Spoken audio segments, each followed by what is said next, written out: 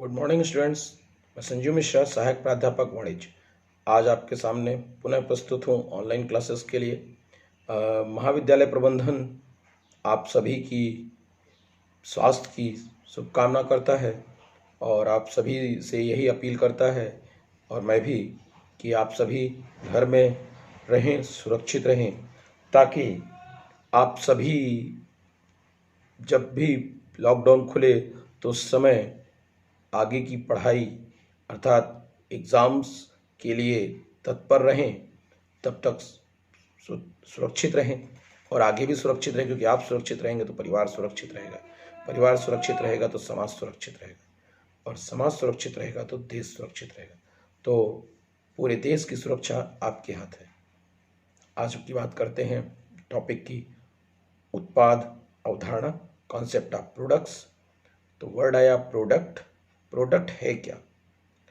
Product सामान्य रूप से अगर एक कहा जाए कि एक भौतिक और रासायनिक लक्षणों से जिसे आसानी से पहचाना जा सके और साथ में उसे एक निश्चित आकार, परिणाम के रूप में रखा जा सके, वो उत्पाद कहलाता है।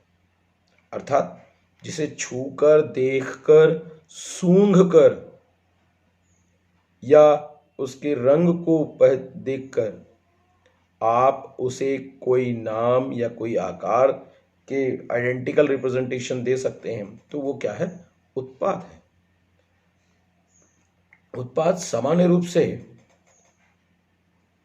उपयोगिताओं का एक पोटली है जिसमें कि विभिन्न लक्षणों और उसके साथ दी जाने वाली सेवाएं सम्मिलित होती हैं, जैसे निरमा, टूथपेस्ट। निरमा में सब सारे सेगमेंट आ गए।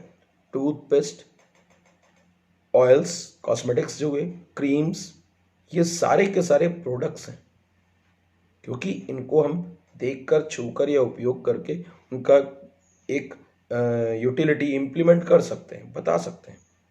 पाउडर्स, स्पेक्स, ये देखने के काम आ रहा है। मैं आपसे ऑनलाइन क्लास ले रहा हूँ, मोबाइल्स के माध्यम से वो कर रहा हूँ, वो भी प्रोडक्ट है।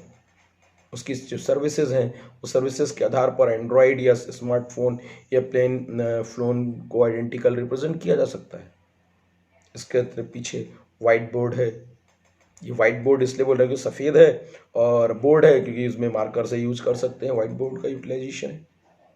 मार्कर किसी भी कलर का होगा, इरेजेबल यूज़ करें, इरेजेबल ही यूज करना है। परमानेंट यूज़ करेंगे तो बंद हो जाएगा, तो फिर वाइट बोर्ड नहीं रह जाएगा, केवल और केवल नोटिस बोर्ड रह जाएगा। इसमें किसी भी प्रकार की सूचनाएं फिर परिवर्तित नहीं की जा सकेंगी। फिर इसके अतिरिक्त अगर जब प्रोडक्ट्स की बात होती है और तो मार्केट की भी बात होती है, तो मार्केट की जब बात होती है तो बार बार एक चीज़ आती है फिलिप कोटलर की। तो फिलिप कोटलर ने ये कहा कि प्रोडक्ट क्रेताओं की संतुष्टि अथवा सुविधाओं को पूर्ण करने वाली एक भौतिक सेवा और चिन्हात्मक विवरण है, जिसके माध्यम से फिजिकल और आइडेंटिकल उन वस्तुओं को या सर्विसेज को ग्राहक तक पहुंचाया जा सकता है। कई अन्य विचारकों ने भी यही कहा है कि प्रोडक्ट मार्केटिंग की दृष्टिकोण से एक ऐसा पोटली या पुलिंदा कहा जा सकता है जो कि ग्राहक को कंज्यूमिंग मोल्ड में वो वस्तुएं पहुंचाई जा सकें जो कि समाज की आवश्यकताओं को ध्यान में रखते हुए मेंटेन किया जाए। और प्रोडक्ट कॉन्सेप्ट्स के अंतर्गत सामान्य रूप से विभिन्न उत्पादों की विशेषताएं और सेवाओं को सम्मिलित किया जाता है, जो कि सामाजिक आयामों यानी सामाजिक आवश्यकताओं को लॉन्ग टर्म या शॉर्ट टर्म रिक्वायरमेंट पर, या प्रोडक्ट या प्रोड्यूसर या सामान्य रूप से कहा जाए तो कंज्यूमर्स की रिक्वायरमेंट के आधार पर उत्पाद या प्रोडक्ट्स को डिलीवर करना है। मैनेजरियल रिक्वायरमेंट्स को फुलफिल करना है, ताकि मैनेजर्स ये आइडेंटिकल रिप्रेजेंट कर सके कि जो प्रोडक्ट बना रहे हैं या जो सर्विसेज दी जा रही हैं वो वही उत्पाद या सर्विसेज हैं जिनके आधार पर प्रोडक्शन या एक्टिविटीज़ इंप्लीमेंट की गई हैं। फिर उत्पाद के लिए कुछ चीज़ों को ध्यान में रखना होता है।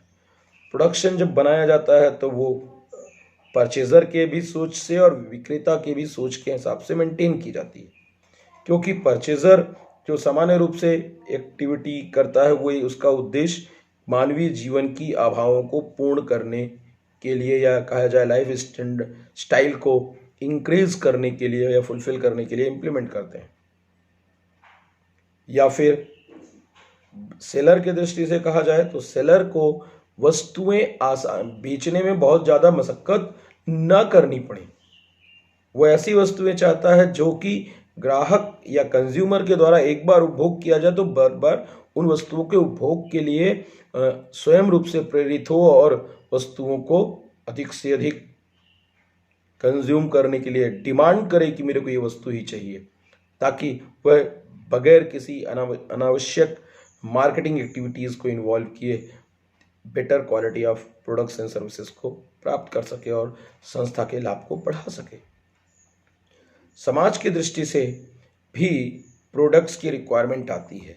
जैसे औद्योगिक उत्पाद की बात करें तो औद्योगिक उत्पाद में जब चर्चा होती है तो प्रोडक्शन फैसिलिटीज़ की चर्चा होगी, मशीनरीज नई इन्वॉल्व होंगी, कच्चा माल उपलब्ध कराना होगा, फिर तैयार माल को मार्केट में सप्लाई करना होगा, फिर मैनेजमेंट के द्वारा प्रोडक्ट्स को सही समय पर तैयार होने के बाद उसकी मिनिमम कॉस्टिंग पर, या ये कहें कि ऑप्टिमम कॉस्टिंग, जो बेस्ट कॉस्ट है उस पर मार्केट में डिलीवर किया जाए, ताकि अधिकतम लाभ की अवधारणा को मेंटेन रखे और मार्केट में कंपटीशन से भी सर्वाइव कर सके।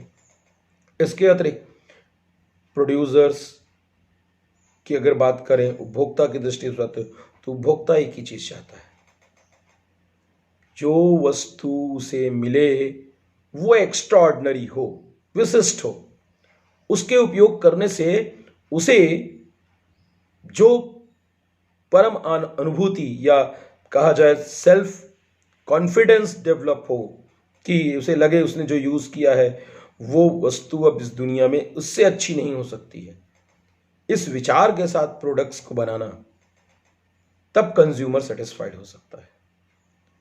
फिर वेरियस टाइप्स ऑफ फैसिलिटीज और सर्विसेज डिलीवर करना, जिनका उद्देश्य विभिन्न प्रकार की एक्टिविटीज़ को इम्प्लीमेंटेशन देना है, जैसे दिया सलाई, टूथपेस्ट, टूथब्रश, ये मॉर्निंग में यूज करते हैं अपन। इसके अतिरिक्त साबुन, ये फैसिलिटीज़ को इम्प्लीमेंटेशन देते हैं।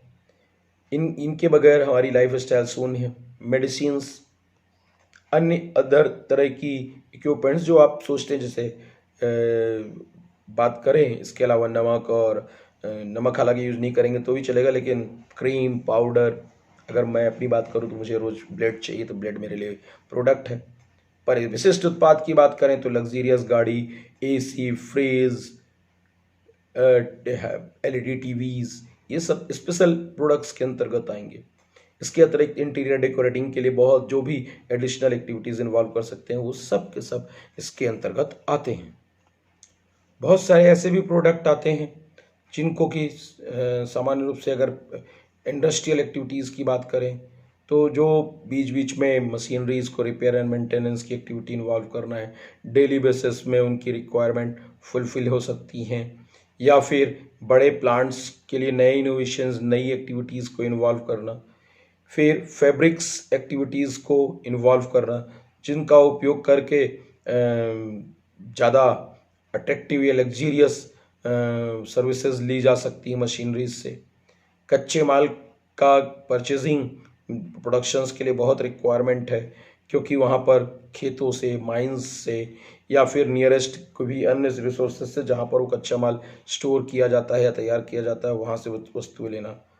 अर्धनिर्मित माल जैसे स्टील, शीशा, लंबर्स आदि शामिल होते हैं, जो कि अर्धनिर्मित माल होते हैं, क्योंकि इनका उपयोग इसके बाद पुनः नए स्ट्रक्चर और नए मॉड्यूलर्स रिक्वायरमेंट के हिसाब से फिक्स की जाती हैं।